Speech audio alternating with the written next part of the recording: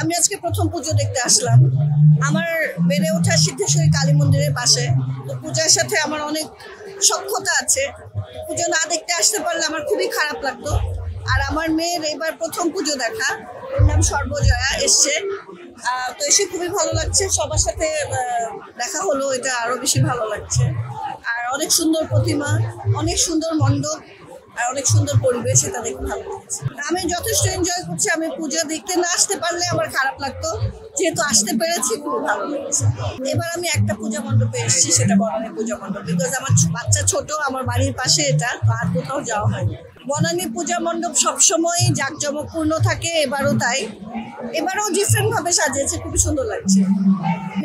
মেয়ে ছোট তো, আপাতত ওকে নিয়ে ব্যস্ত আমি। তাছাড়া আমি একটা ট্রাভেল শো শুরু করবো, মামি উইথ টামি, মায়ের চোখে বিশ্ব দেখা, সেটা আমার মেয়েকে নিয়ে। আপাতত 6 মাস এটাই আমার কাজ।